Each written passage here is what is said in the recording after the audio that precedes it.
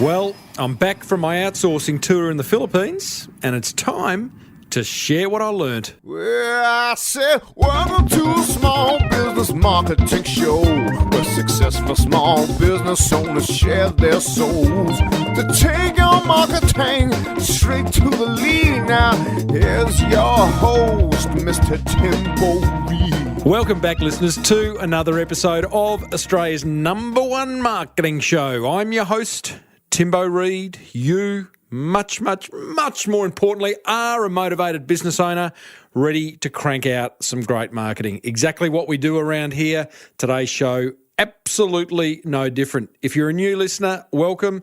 If you're an old listener, thank you. Hey, we're brought to you by the very good folk at Net Registry who get your online marketing sorted. They make this show possible.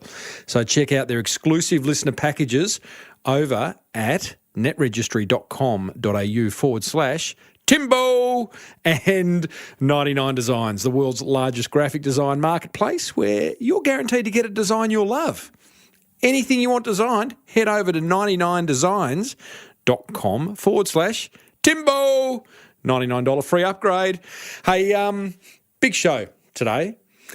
I am going to share the learnings from last week's trip, tour of duty to the Philippines, where I and some fellow SBBMers joined me, and boy, did we learn and gain some insights into outsourcing, into getting more done with less. Love that. I want to share those with you. Plus, I got a motivational marketing quote on delegation, funnily enough, by one of my favourite authors on consumer behaviour, Malcolm Gladwell. I think he's also a New Yorker journo as well. Doesn't matter. The bottom line is, team, it's a very big show. There is marketing GOLD dripping from the ceiling over at Small Business Big Marketing's HQ. So let's get stuck right in. Do you need a speaker for your next conference? Recommend Timbo to your event organiser. Or better still, book him. Tim Reid, that's reid.com.au. So if you are a listener of the show and you've listened to recent episodes, you'll know that I had a fellow on, David Warren. Episode 254 and 255. David moved his entire business over to the Philippines. He owns all the tall ships on Sydney Harbour. He moves it over there. Not the tall ships, just all the back office stuff. And his business is completely changed around. Now he's running these tours called Rocking the Boat Tours, in which he takes Australian business owners behind the scenes of this wonderful outsourcing industry that is available to us in the Philippines. And the whole idea of the Rocking the Boat Tours, hosted by David, it's a 3-day tour. We go from Manila, we start in Manila, we head down to the Pampanga province, to a place called Clark, where David's business is set up, and he now has a business that provides outsourcing solutions to the Philippines, to Australian business owners. But it wasn't about promoting David's business at all, because what we did was visit a huge range of outsourcing business models, which I'll touch on in a minute. But I was joined by 5 wonderful SBBMers. I'll tell you their first names, but I got to tell you, what happens on the trip, you guessed it, stays on the trip. Oh, it was a lot of fun, a lot of laughs, a lot of belly laughs, and a big thank you to Natalie, to Rhino. A couple of you got nicknames along the course of the 3 days. So Natalie, Rhino, Wobbles, you know who you are, Sean and Damien. Good guys and girl, and we had a lot of fun. As I said, a lot of belly laughs. It was wonderful to connect with some listeners, absolutely, like you guys, you 5 guys, absolutely motivated business owners who are willing to step outside of your comfort zone and look at ways of changing the way you do business, which is pretty much what we learnt. So as I said, we visited a wide range of outsourcing solutions. And quite a lot. Like we just think about maybe many of us have just thought, it's just about finding a VA, a virtual assistant, or just finding a person to do a task. But we visited everything from a real estate solution where you find the space or they find the space for you at, say, an office park, and you put in your own team. They might provide the desks, but you get the computers. You got to find the team yourself, etc. We looked at seat leasing, where you can lease a computer, a seat, a desk. We looked at finding people online to work from their home. We looked at niche solutions like accounting and marketing, where there are these things called BPOs, business process outsourcing companies. And there were ones dedicated to like accounting and bookkeeping. We visited a marketing one there. We visited call centres, inbound, outbound call centres, large and small, businesses just selling hours to get projects done. And then we visited BPOs with like HR departments who find individuals for you and help you build a team. So many. And like that was just on the tour. That's the 3 days. I'm sure there's plenty of other options out there, but really, really mind-opening as to what is possible. Plus, there were some experiences that helped us better understand the Filipino culture and the I can't say that. Filipino. It's not philo pastry, Timbo. Filipino people. But you really need to do the tour to understand that. I don't want to reveal too much, just in case you do the tour one day. So much learned. And now I want to sort of give you my key insights into my big takeaways from the tour. Support for this show comes from 99 Designs, where dozens of designers compete to deliver a fast, affordable design you'll love. Speaking of love, their big cheese, Patrick Llewellyn, recently compared 99 Designs to a dating site. We really think of contests almost like the dating paradigm. You go to a nightclub, it's noisy, there's a lot of people to meet, you get to meet a lot of people, and if you're lucky, at the end of that process you might meet someone, right? And then you go on and have dates. And so a contest is kind of like that paradigm. You put up your proposal, lots of designers submit their ideas, and then you start to whittle down to a few of the ones that really resonate with you. And then ultimately you pick one of them, and once you've picked that one designer, the chances of you going on to work with that designer to get other things designed is actually very high. 99 Designs, where love is in the air. For a free $99 upgrade on your first design, visit 99designs.com/Timbo. Get on Timbo's mailing list over at smallbusinessbigmarketing.com. Support for this show comes from Net Registry. Recently, I was Skyping it up with Verity Ma, their Chief Marketing Officer, when the line deteriorated. She thought it may be because she had loads of browsers open. At which point I'm like, why so many browsers? Well, because websites appear differently on different browsers. So if I run multiple, then I can get a sense of how our websites are tracking across different browsers and customers' websites. Net Registry, where attention to detail rules. Visit netregistry.com.au/Timbo for a website that works on, well, all browsers. Hey, there you go. 99 Designs and Net Registry. That's outsourcing right there. Not necessarily to the Philippines, but it's about, whilst I want to talk to you now about my key takeaways of outsourcing to the Philippines, just at a bigger kind of macro level team, think about what you can delegate, what you can get off your plate in order to free you up to focus more on your business. And yes, I think the Philippines is a great solution, but looking at businesses in your own suburb, if you can afford them, in your own state, in your own country, fantastic, but do start to delegate more. I need to, and I'm sure you do too, to free you up to do the great things that you are put on this world to do. Now, some key takeaways from being on this outsourcing tour, which was called Rockin' the Boat. And I tell you what, it rocked my boat and it rocked the boat of the other listeners who were on the tour. Number one, the big one, the Filipino people are amazing. Like, seriously, Just a beautiful race of people, well educated. They speak great English, better than me, really. It wouldn't be hard. They're honest, hardworking, incredibly flexible. Willing to learn, willing to try new things. Don't get stuck in like, oh, that's my job and that's all I'm here to do. They're willing to try new things and to be trained up in new things, willing to learn and improve. And I got to tell you, there's lots of them. Like the population of the Philippines, like 120 million. A crazy number, a crazy stat. There's 100,000 CPAs, chartered practicing accountants, graduating every year in the Philippines looking for work. There's hundreds of thousands of nurses looking for work right now. And some of them aren't going to find work in necessarily nursing, which is sad. Some will go overseas and do it. But the thing is, they are there looking for work and are happy to be trained up in other skill sets. So there's a lot of people there and they're great people. But don't take my word for it, because right now I've got a little interview with a Filipino friend who joined me on the tour. He was our guide.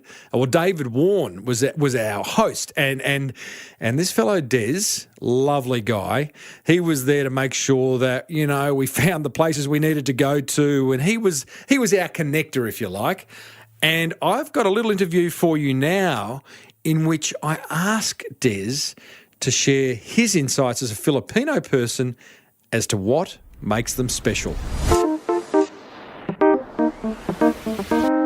There are a lot of characteristics of a Filipino that you will like work ethics, personality, everything actually from the food we eat and everything that you eat. We are very diverse people, Filipinos. We can adapt into any situation. We are very multitasking. They've been saying actually that you can put a Filipino into in any foreign city, and they can easily adapt to anything. The culture, the language, the people. The adaptability of the Filipino is amazing. I think that's a big one for me. Like having spent a week with you last week and meeting lots of Filipino people, for me that was a big eye-opener to see just how adaptive you guys are. Where does that come from? Well, it is actually I think it's the culture, and it's how we behave to everything. We value the family. We touch people. If I'm going to go into a certain place, we can learn. We can learn. We can adopt. One of the things, if I compare it to the Australian culture, work ethic, I suppose let's call it, because we're talking here specifically about utilising Filipino people for outsourcing of particular areas of our business. And one of the parts of the Australian culture that I've seen play out is that if someone's asked to do something that isn't in their job description, and this is a generalisation, they'll say no. That's not what I'm employed to do. Would you hear that in the Philippines? No, definitely not. We love multitasking. Do you not want to say no? Or it's not about saying no, it's just that you are willing to try new things more often? Exactly. We love to learn new things. If we can see an opportunity for us to learn, we will go and do it.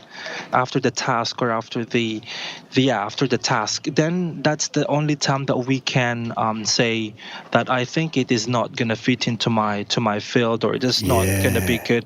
But we Filipinos actually we love trying new things. We love trying new ventures.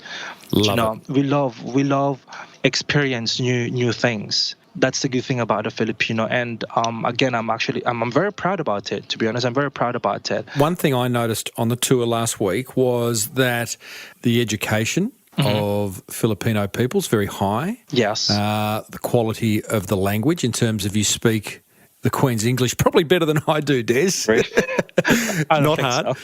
so. And so from an education point of view, how important is education in a Filipinos growing up? Education is very important because, again, it's a values. Even the rural places are not wealthy people in the Philippines. We are always being told by our parents that we cannot give you anything, or we cannot give you the luxury or whatsoever, but we will work hard for your education. So education is very, very important to every Filipino.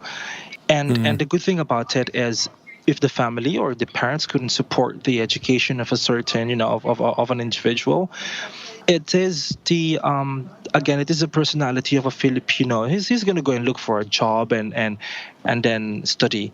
Tell me another thing that highlight to me was the sense of community and the sense of family. You touched on it before, but it's so strong. Yes. And I was saying to you last week, like for Australian people in business, money is a key driver. How much money can I earn? I've got to, I can earn $100 more over there, so I'm going over there. It appeared to me that that's not so much the case in the Philippines. In the Philippines, the reason why we're working sometimes is for our family. That's the reason why we value our work a lot, because we work for our family. We want to give our family the best. That's actually the reason why we value the job. We value work so much. So can I just understand that a bit deeper? Because what you're saying is that work is important because you value the family, and the money that a Filipino person earns often goes back. In fact, quite a large percentage goes back to the family. Is that correct? True, very true. Like 70%, 60 to 70% will be distributed actually to the family. Like especially if you are a like you're just the only person who's working within the family, and then you're supporting your siblings as well for your school. You're the breadwinner, you're the breadwinner. So here we are, we're talking about people in a business process outsourcing organisation who are aged 20, 30. They're quite young. Generally, my experience was they're young. Yes. But these people are earning money, they have a good job, and they're sending 70% of that income home to their family. So logically that says the more they earn, the more they get to send home from the family. But it didn't seem like it was primarily about the amount of money one earns. No. So what's most important then? Well, I have to admit, of course, money is important for you to be able to, to sustain, or for you to be able to live, apparently. Because, of course, if you're going to be offered another opportunity, and if you think you're going to grow your career, the Filipinos are very competitive. Yeah, totally. I just want to finish up, Des, by talking about the personality of a typical Filipino worker. Again, let's keep it in the realm of outsourcing. A lot of people listening to this will be considering employing Filipino people into their business. So they'll become their bosses. Yes. How should an Australian business owner approach the managing of a Filipino person? How are you going to approach the Filipino? I think you just have to be yourself, and Filipinos are very sensitive. We are a bit emotional. A proper communication. Communicate to us properly. So what do you mean by sensitive? Because I heard this word a couple of times on the tour. Sensitive, meaning like we don't want to be thought of in front of a lot of people.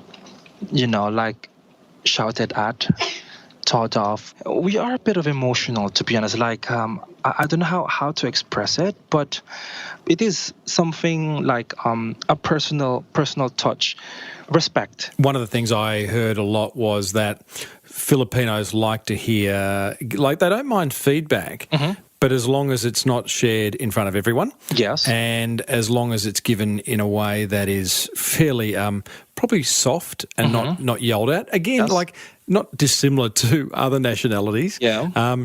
And often feedback is better coming Filipino to Filipino. Is that fair to say? Yes. Yeah. And of course we want to be respected as well. Of course you have your different language. You have your different accent. There are certain ways that we may not be able to understand you, but then again, the good thing about it is we don't usually do things unless we understand. If you know what I mean, we always keep on repeating questions like, "I'm sorry, I didn't get that. I'm sorry. Please repeat." I mean, it is actually a kind or a personality of Filipino asking questions over and over again unless it's going to be clear. I mean, of course, Australians have different personality, have different mindset. They don't want to be asked repeatedly, but Filipino usually ask if we don't understand it, then we ask. Yeah, that's it. Got it. Respect. Got it. Yeah. Respect. RESPECT. Love it, Des. Hey, mate, thank you for sharing some insights into a wonderful group of people. Thank you very much. Thank you, Des, for those wonderful insights. Beautiful guy, Des, I've got to tell you, and they very well said. A pretty hard question, really, when I think about it, like, describe your race. But I think he did it really well. More insights from me, more takeaways. The cost of labour can be up to 90% less than what you would pay here in Australia. If you're in America, even more. It's so inexpensive. But let me be clear here. This whole outsourcing thing is not about finding someone for $1 an hour, right? It's not about that. It's much more than that. But it is incredibly inexpensive nonetheless. I'll tell you what it's about in a minute, but here's some kind of labour costs that we saw on the tour. So you could find someone to work from home for you in skill sets like whether it be copywriting, web development, data admin, whatever it may be, from $3 an hour. I'm talking Australian dollars here. I saw people in call centres at $12 an hour, and that's paying the call centre who pays the people. So you're not paying those people directly. So you can imagine, they're earning less than that, but they're in a good working environment. They've got ongoing training, support facilities. Saw marketing VAs for $15 an hour. Accountants, bookkeepers, $20, $25, $30 an hour. Now, you compare that to what you're paying over here, and the difference is significant. Significant. Think about what you can do with the savings. So my third learning was that outsourcing is more than simply accessing low-cost human resources. I would argue that probably Tim Ferriss in his book, The 4-Hour Work Week, brought it to our attention that, yeah, you can get people for $1, $2, $3 an hour. And maybe that's the mindset that many business owners have. But it's not about that. It's about building revenue, adding more staff because you can, because it's affordable.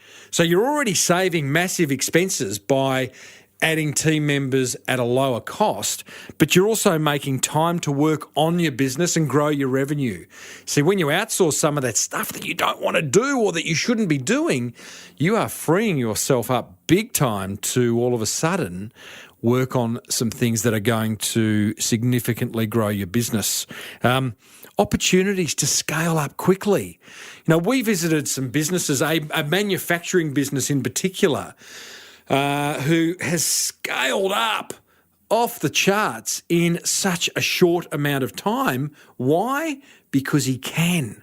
He developed a trust in his workers. He's got an amazing labour force now. I'm going to interview him on an upcoming show. His name's Heath. And just mind-blowing at just how quickly he scaled up, which he couldn't do back here in Australia. And outsourcing frees cash up to try new things. So not only is it going to allow you to help try things in your business that you've been putting off, not getting around to, but it's going to free you up to try new things that you might not have been able to try in your home country because it's too expensive. It's going to be just prohibitively expensive. But now you've got the opportunity to test some marketing, for example, and it might not work. But hey, it hasn't meant you've had to mortgage the farm to do it because you haven't paid, hand over fist for it. So some amazing kind of things beyond just cost saving outsourcing will allow.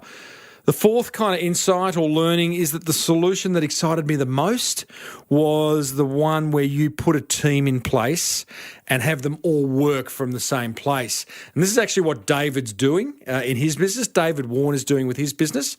Very clever. So you've got these business processing outsourcing companies where they have HR departments, right?